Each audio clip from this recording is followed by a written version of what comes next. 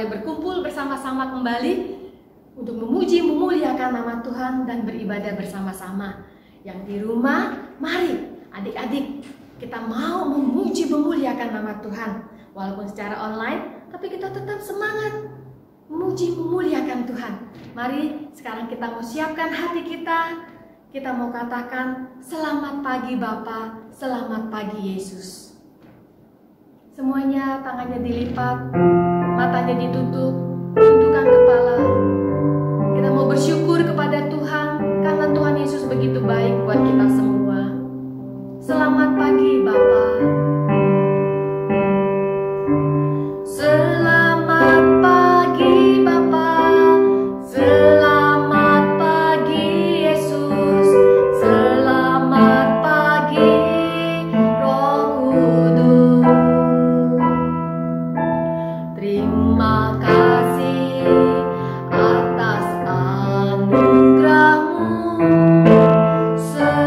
Semalam telah berlalu, ku memuji, ku bersyukur, ku muliakan nama-Mu. Allah Bapa, Putra Roh Kudus, terima kasih. Katakan sekali lagi, selamat pagi Bapa. Selamat pagi Bapa. Selamat pagi Yesus. Selamat pagi Roh Kudus. Terima kasih atas anugerah-Mu. Semalam telah berlalu, ku memuji, ku bersyukur, ku muliakan nama-Mu. Allah Bapa, Putra Roh Kudus, terima kasih. Mari adik-adik tangannya dilipat, matanya ditutup dan tundukkan kepala. Kita mau berdoa, kita mau bersyukur kepada Tuhan untuk pagi hari ini yang Tuhan sudah berikan buat kita semua. Bapa Surgawi, dalam nama Yesus, terima kasih Tuhan. Pagi hari ini kami sungguh bersyukur kepada Tuhan karena Tuhan memberikan kesehatan, kekuatan bagi kami. Dan saat ini kami mau memuji memuliakan nama Tuhan.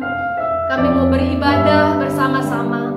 Mari pimpin kami Tuhan, agar kami sama-sama boleh melakukan ibadah dengan hati yang tertuju kepada Tuhan. Bersyukur karena kasih Tuhan yang begitu besar buat kami, buat mama, papa, koko, cici, dan adik-adik yang Tuhan sudah berikan bagi kami semua. Terima kasih Tuhan Yesus. Kalau nanti juga kami akan mendengar kebenaran firman Tuhan. Pakai cici Ana yang akan menyampaikan kebenaran firman Tuhan. Tuhan urapi sehingga kebenaran firman Tuhan ini boleh tertanam dalam hati kami semua. Terima kasih Tuhan. Kami mau memuji memuliakan nama Tuhan. Dalam nama Yesus kami berdoa dan mengucap syukur. Haleluya. Semuanya sama-sama katakan amin. Ya, puji Tuhan.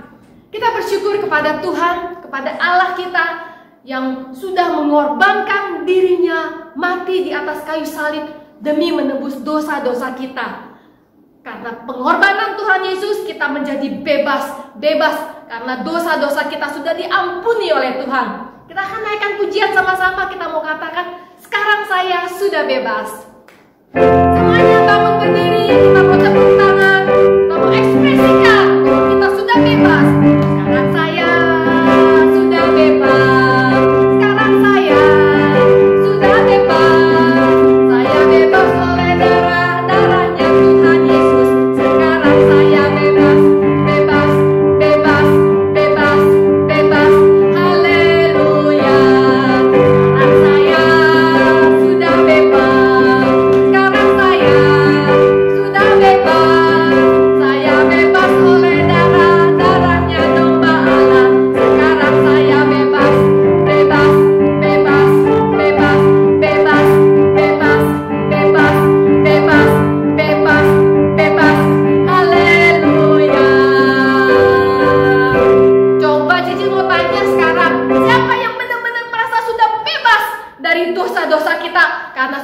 ditebus dengan darah Tuhan Yesus. Siapa coba di rumah angkat tangan semuanya? Oh puji Tuhan, kita semua yang sudah menerima Tuhan Yesus, kita sudah dibebaskan dari dosa-dosa kita. Makanya kita ekspresikan, kita mau katakan. Mungkin di sebelah kanan atau kiri kalian ada mama, papa, atau adik-adik semuanya. Jangan kita katakan, saya sudah bebas. Bebas oleh darah Tuhan Yesus. Naikkan pujian ini kembali. Katakan, sekarang saya sudah bebas. Sekarang saya sudah bebas. Sekarang saya sudah bebas. Saya bebas oleh darahnya domba Allah. Sekarang saya bebas, bebas, bebas, bebas, bebas. Haleluya. Sekarang saya sudah bebas. Sekarang saya sudah bebas. Saya bebas oleh darahnya domba Allah. Sekarang saya bebas, bebas, bebas, bebas, bebas, bebas, bebas, bebas, bebas, bebas. Haleluya. Amin. Kita semua sudah bebas. Kita katakan juga bahwa Yesus itulah satu-satunya penolong kita yang sungguh. Ayo semuanya tetap semangat. Katakan. Kita katakan sama-sama, Yesus. Yesus itulah satu-satunya penolongku yang sungguh. Dia berjanji akan kembali angkat kita semua. Oh haleluya, puji Tuhan, upahmu besar di surga. Oh haleluya, puji Tuhan, upahmu besar di surga. Katakan lagi, Yesus itulah satu-satunya penolongku yang sungguh. Dia berjanji akan kembali angkat kita semua. Oh haleluya, puji Tuhan, upahmu besar di surga. Oh haleluya, puji Tuhan, upahmu besar di surga. Haleluya, puji Tuhan. Ya, Yesus itulah satu-satunya. Sungguh hanya Yesus satu-satunya penolong kita yang setia. Kita mau mendengarkan firman Tuhan pada saat ini. Kita mau katakan, Tuhan tak pernah janji langit selalu biru, tapi Dia berjanji akan selalu menyertai kita semua yang percaya pada Tuhan. Katakan, Tuhan tak pernah janji.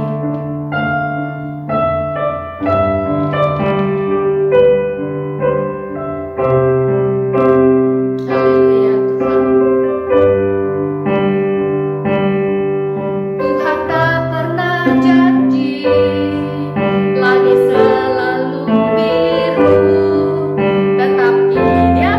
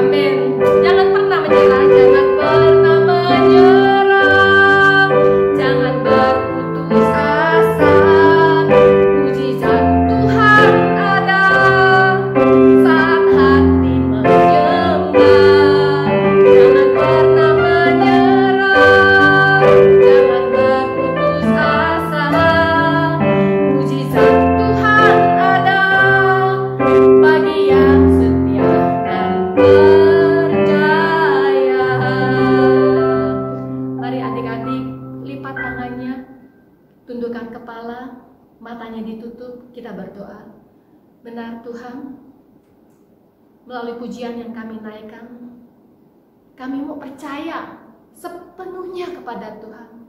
Kami mau berserah sepenuhnya kepada Tuhan. Pimpin langkah-langkah kehidupan kami, supaya hidup kami boleh berjalan bersama-sama dengan Tuhan. Tolong papa mama kami, keluarga kami, Tuhan sertai. Sebentar kami mau mendengar firman Tuhan. Kami mau membuka hati di hadapan Tuhan. Roh Kudus yang manis masuk ke dalam hati kami, agar kami boleh belajar firman Tuhan dan melakukan firman Tuhan ini. Pakai Cici Ana yang menyampaikan firman Tuhan.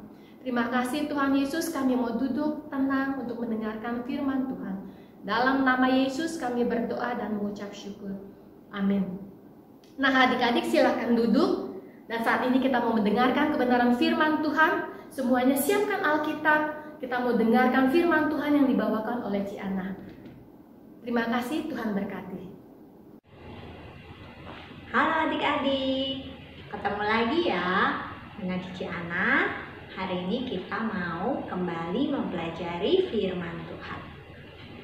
Nah, firman Tuhan yang akan kita pelajari hari ini diambil dari Alkitab, dari kitab Keluaran.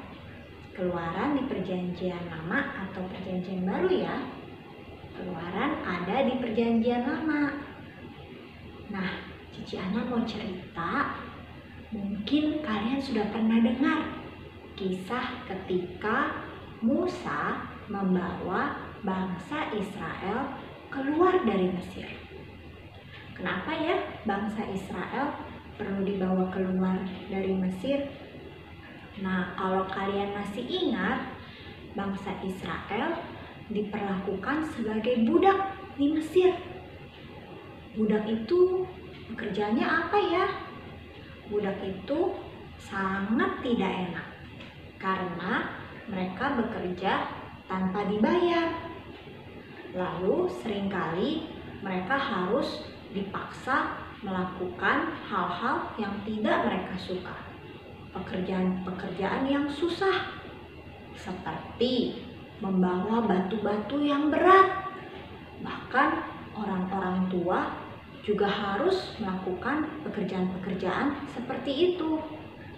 Kemudian kalau mereka melawan, mereka akan disiksa.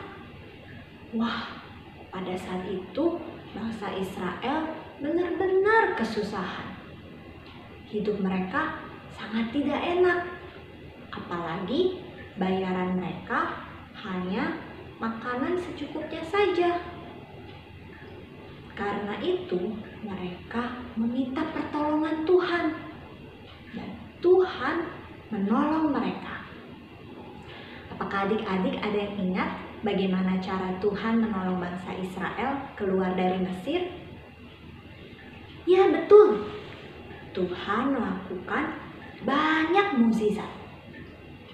Siapa yang bisa menyebutkan setidaknya satu saja mukjizat yang Tuhan lakukan ketika Tuhan membawa bangsa Israel keluar dari Mesir? Wah, banyak sekali adik-adik. Tuhan membuat sungai Nil menjadi darah. Kemudian Tuhan juga mendatangkan banyak sekali lalat, nyamuk, penyakit sampar atas orang Mesir, juga hujan es dan batu dari atas. Wah, Tuhan itu benar-benar hebat ya, dan luar biasa, berkuasa. Dia bisa melakukan mukjizat-mukjizat yang besar, sehingga bangsa Israel diizinkan oleh Raja Mesir untuk keluar dari Mesir. Di hari terakhir ketika bangsa Israel akan keluar dari Mesir, pada saat itu Tuhan melakukan mukjizat yang ke-10. Pada saat itu Raja Mesir, yaitu Firaun, masih tidak mengizinkan bangsa Israel keluar dari Mesir. Dia dengan keras hati berkata, "Aku tidak akan mengizinkan mereka keluar dari Mesir." Tuhan menyuruh Musa untuk mengoleskan darah anak domba di setiap pintu rumah orang Israel. Wah, untuk apa ya? Rupanya pada malam itu Tuhan akan mendatangkan mukjizat yang ke-10, yaitu Tuhan akan menyelamatkan semua anak laki-laki dari bangsa Israel. Tetapi anak laki-laki yang pertama dari bangsa Mesir pada hari itu akan meninggal karena Firaun tidak mau mendengarkan perintah Tuhan untuk membawa bangsa Israel keluar dari Mesir. Jadi pada malam itu semua orang Israel mengoleskan darah anak domba di pintu rumahnya. Dan ketika pada malam itu ada malaikat maut datang menjemput, semua anak sulung orang Mesir binasa. Tetapi anak sulung dari orang Israel tidak ada yang binasa. Mereka semua selamat. Demikianlah Tuhan membawa bangsa Israel keluar dari Mesir. Nah, seperti juga Tuhan yang Maha Kuasa membebaskan bangsa Israel dari perbudakan, Tuhan juga membebaskan kita dari perbudakan. Perbudakan apa ya? Perbudakan atas dosa. Pada zaman dahulu, kalau Musa harus mengorbankan darah anak domba untuk dioleskan di pintu masing-masing rumah dari orang Israel, maka dosa-dosa kita dihapus dengan mengorbankan darah Tuhan Yesus. Tuhan Yesus mati di kayu salib untuk menghapus dosa dan darah kita, supaya kita bebas dari perbudakan dosa. Nah, ini kan sudah masuk bulan Agustus. Sebentar lagi kita akan merayakan Hari Kemerdekaan, 17 Agustus. Hari itu mengingatkan kita bahwa dulu bangsa Indonesia juga pernah dijajah dan menjadi budak. Tapi sekarang kita sudah bebas. Dan seperti halnya bangsa Israel dan bangsa Indonesia sudah bebas dari perbudakan, kita sebagai anak Tuhan yang percaya kepada Tuhan Yesus juga sudah lepas dari perbudakan dosa. Artinya kita tidak lagi melakukan dosa. Dosa tidak lagi berkuasa atas kita. Kita bisa berkata, tidak, saya sudah menjadi milik Tuhan Yesus. Saya tidak mau lagi melakukan dosa. Nah, kira-kira contohnya dosa-dosa itu apa ya? Ketika kita tidak taat kepada papa mama, ketika kita marah-marah, ketika kita egois, dan juga tidak mau mendengarkan apa yang papa mama katakan. Atau ketika kita bertengkar sama kakak, sama dedek, karena kita mau keinginan kita yang dipenuhi. Nah, kalau sudah percaya sama Tuhan Yesus, semua sifat-sifat jelek itu harus kita tinggalkan. Contoh yang paling sederhana juga, ini kan kita semua ada di rumah aja nih. Nah, pasti adik-adik semua sudah ada yang merasa bosan ya. Biasanya kalau kita bosan, kita jadi kepingin marah-marah.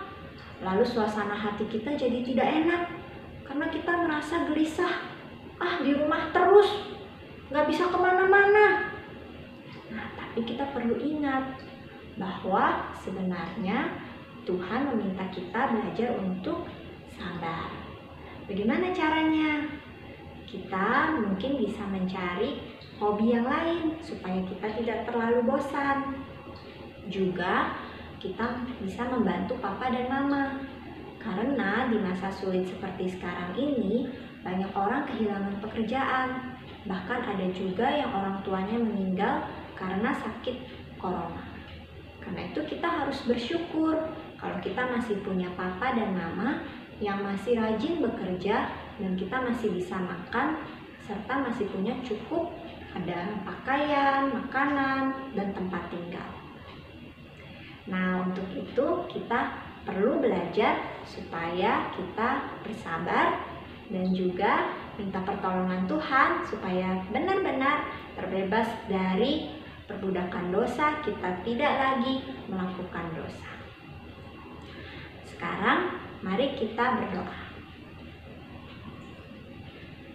Tuhan Yesus, terima kasih karena Engkau telah mati di kayu salib untuk menebus kami semua dan membebaskan kami dari dosa. Tuhan, tolonglah kami supaya kami bisa taat kepada papa mama juga di masa sulit ini. Ketika kami bosan di rumah, kami juga belajar untuk bersabar. Tolong berkati papa dan mama supaya boleh terus punya pekerjaan, supaya bisa sehat, dan supaya Tuhan juga tolong kami belajar dengan baik walaupun kami ada di rumah.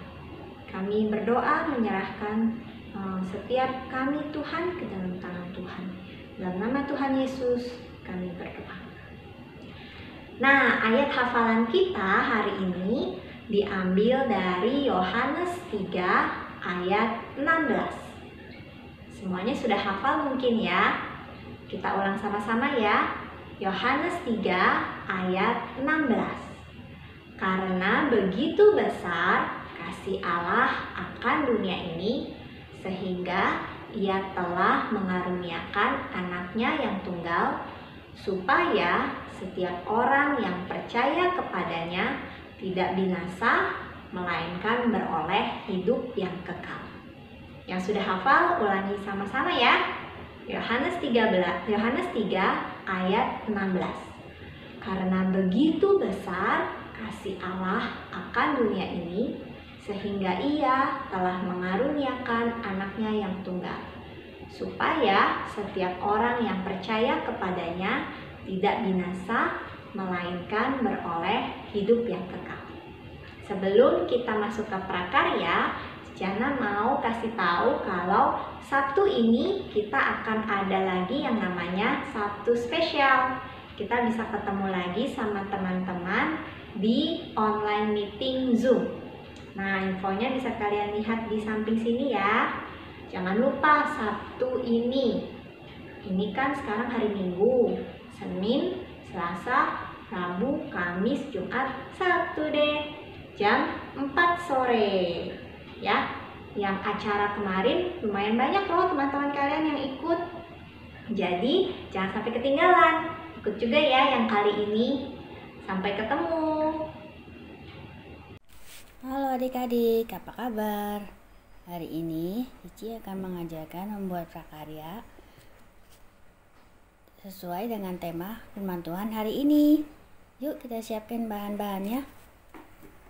Bahan-bahan yang harus kalian siapkan adalah kertas putih, kardus bekas, lem, gunting, penghapus, dan pensil. Pertama-tama kita buat badannya dulu ya, seperti awan seperti ini. Ini lengkung yang besar.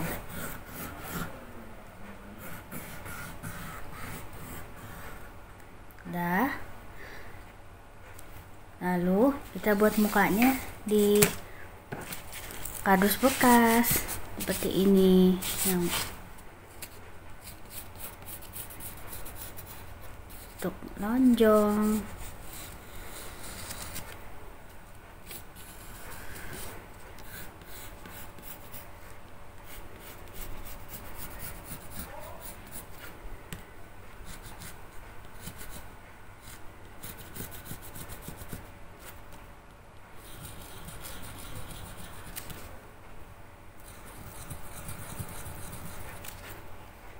Lalu buat kakinya.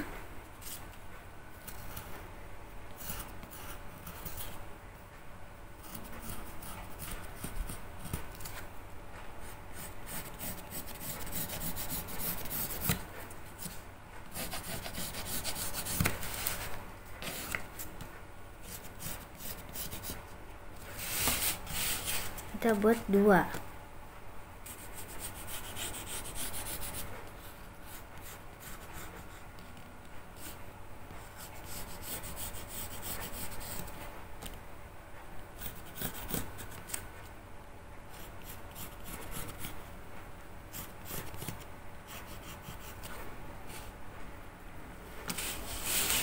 Lalu buat telinganya.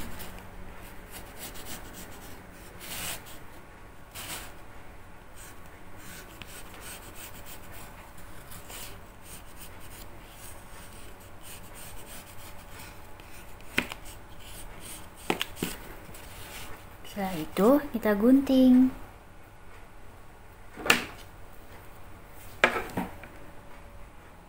Setelah digunting jadinya seperti ini. Lalu kita tempel pakai lem. Kita lem palanya.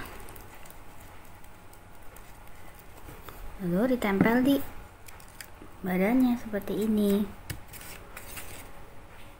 Nah. Lalu kita lem telinganya.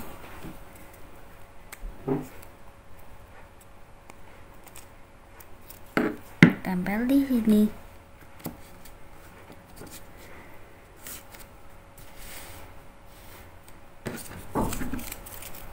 Sebelahnya.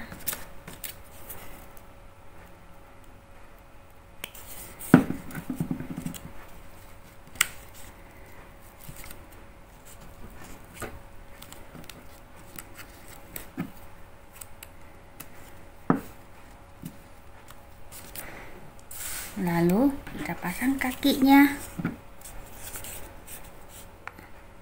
Kita lem. Pasang di sini.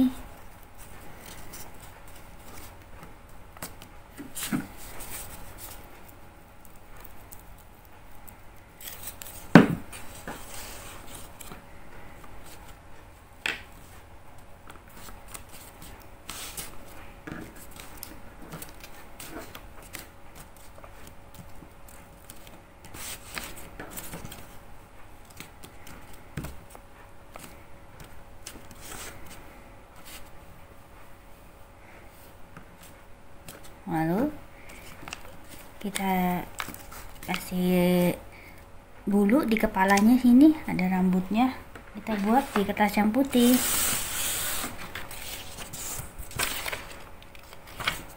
Seperti ini.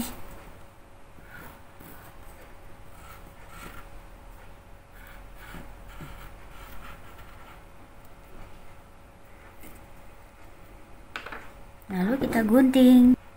Seperti ini hasilnya. Setelah digunting, lalu kita tempel di kepalanya.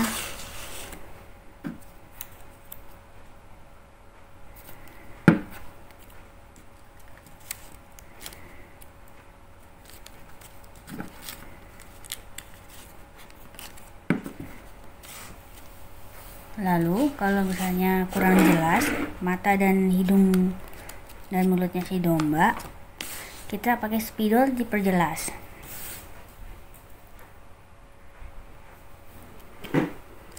Seperti ini.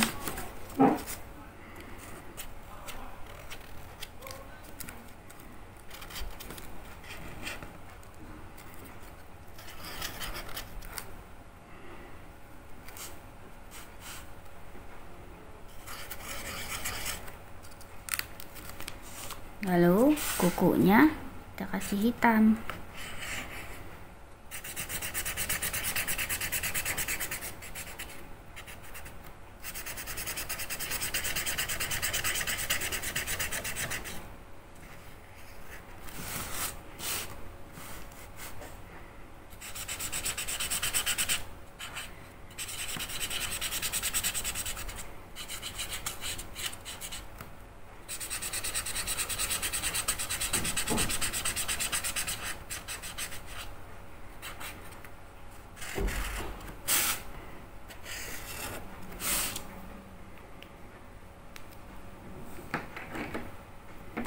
Lalu kalian bisa tulis dosa-dosa kalian di badannya si domba ini. Misalnya berbohong, marah.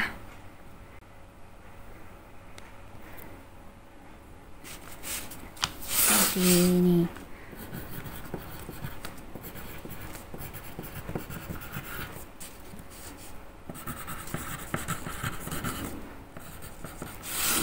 Seperti ini. Ini dia hasilnya adik-adik. Selamat mencoba adik-adik. Tuhan Yesus memberkati.